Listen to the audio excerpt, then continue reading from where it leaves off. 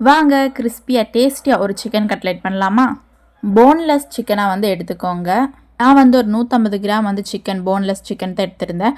அது வந்து இந்த மாதிரி மிக்சிலேயோ இல்லை இந்த மாதிரி சாப்பர்லேயோ போட்டு நல்லா மின்ஸ்டு சிக்கனை எடுத்துக்கோங்க. தேவையான இன்க்ரீடியன்ட்ஸ் பார்த்துடலாமா?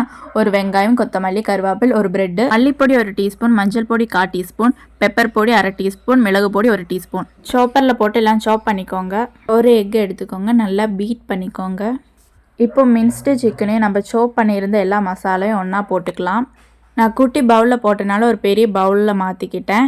மின்ஸ்டு சிக்கனே மசாலாவை நல்லா பிணைஞ்சிக்கோங்க. மசாலாவும் சிக்கனும் நல்லா மிக்ஸ் பண்ணதுக்கப்புறம் 1/2 டீஸ்பூன் இஞ்சி பூண்டு பேஸ்ட்டு, உப்பு, நம்ம ஃபஸ்ட்டே பீட் பண்ணி வச்சுருந்தோம்ல ஒரு எக்கு, அதில் வந்து 1/2 எக் மட்டும் போடுங்க. ரொம்ப போட்டிங்கன்னா ரொம்ப தண்ணி மாதிரி ஆயிரும். ஸோ அந்த மாதிரி பண்ணாதீங்க. 1/2 எக் மட்டும் போடுங்க. இப்போ எல்லாம் ஒன்றோட ஒன்றா சேர்த்து நல்லா மிக்ஸ் பண்ணி எடுத்துக்கோங்க. இப்போ கட்லெட் ஷேப்புக்கு நீங்கள் வந்து பேட்டர் ரெடி பண்ணிக்கோங்க.